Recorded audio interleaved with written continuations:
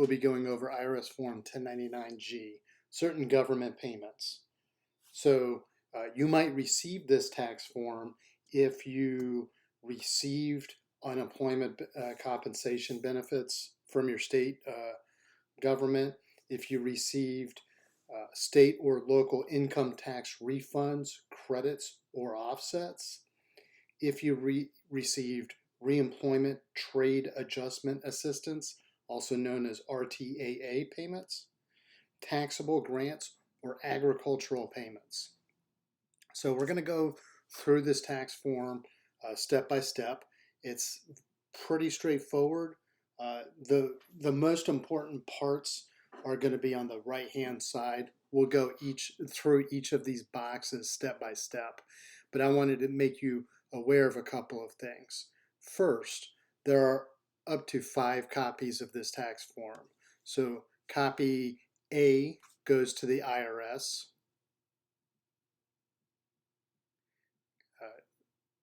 There's a copy 1 for your state tax department. And then there will be a copy B that will go to you as the recipient. Copy 2 would be for state income tax returns if you have a requirement to file state income tax returns.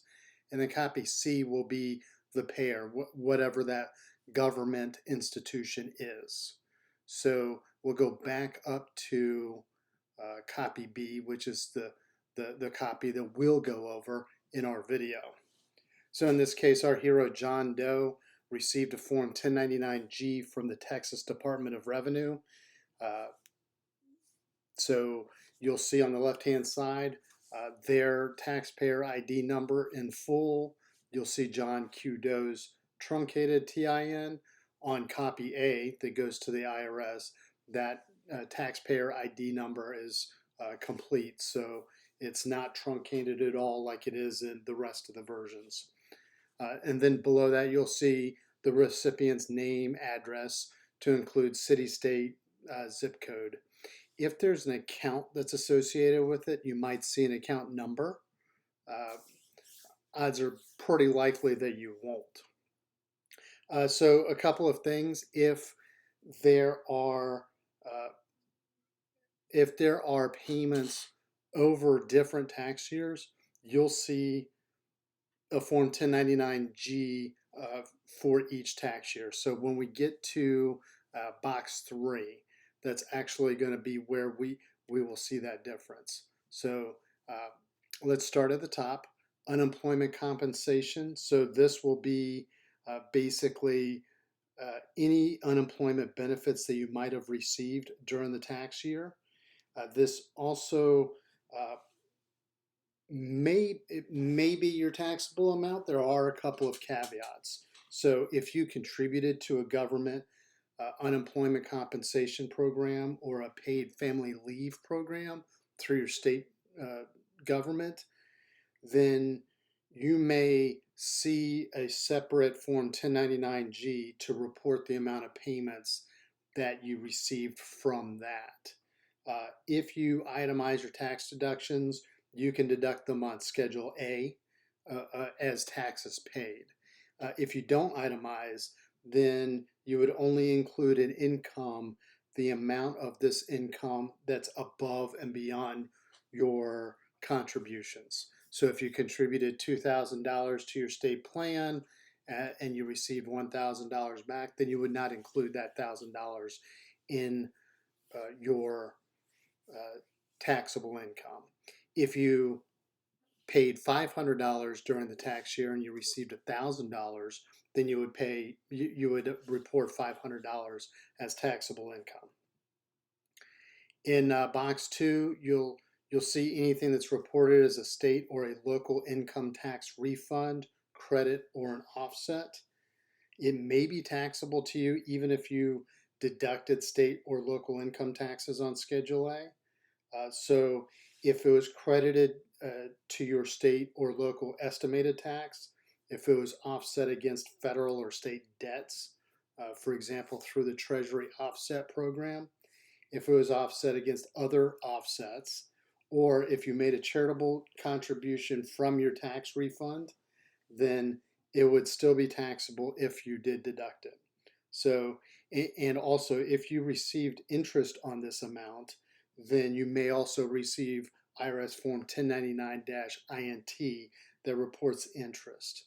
However, that would only be, so that's only mandated if the interest is $600 or more.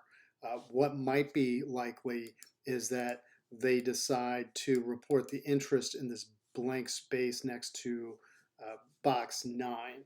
So if you earned $50 in interest, instead of creating an entirely new form, you just might see interest reported here. Box 3 simply reflects the tax year for which you receive the box 2 refund, credit, or offset. So again, if you had refunds, credits, or offsets for multiple tax years, then you would see a different Form 1099 with each stated year in it. You won't receive this for tax refunds, credits, or offsets that you receive during the tax year. So for tax year 2023, you wouldn't see anything here uh, if if it was um, if it was already calculated in that same tax year. So um, so be careful about that. Just make sure that you're recognizing which tax year that was for. You may need to go back and file an amended return, or you may more likely simply just report that as income on the current year. In box 4, if you're subject to backup withholding rules, then you'll be completing, or you will have 24% of your payments withheld for federal income tax. So again, if you have given your taxpayer ID number to the payer, so your social security number, your individual taxpayer ID number, your adoption taxpayer ID number, or your employer ID number, then you should not have backup withholding. However, you can still request withholding on unemployment compensation, commodity credit corporation loans, or certain crop disaster payments. So if you did request withholding on any of those, then that tax would appear here, even if you're not otherwise subject to backup withholding. And of course, you can report this as federal income taxes paid on your tax return. Box 5 is for RTAA payments that you received, reemployment trade adjustment assistance that some state or local governments may help taxpayers with. If you see a number here, you'll report this on Schedule 1 of your income tax return. Box 6 shows any taxable grants that you receive from a federal, state, or a local government. In box 7, you'll see taxable Department of Agriculture payments. If you see this on a Form 1099 from someone other than the Department of Agriculture, then they reported it to that entity as a nominee, and that entity has an obligation to report that directly to you. So you'll probably end up reporting this on Schedule F of your tax return. Box 8, if this is checked, then the box 2 amount is related to trade or business income. And then that would be reportable on either Schedule C or Schedule F of your tax return. Box 9, market gain, pertains to market gain on any commodity credit corporation or triple C loans, whether you repaid them using cash or triple C certificates. So for more information, you would have to go to the Schedule F instructions.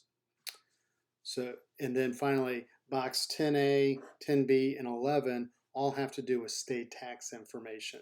So we put this down as an illustrative example. Texas obviously does not have a state income tax, but if they did, you would see in box 10A the two-letter abbreviation for Texas. You can actually put more than one state. You can put up to 2 states in here. In box 10B, you would see the state identification number for this payer.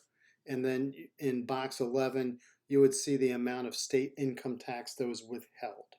So, and that's all you need to worry about with this form. So that's all we have in this video.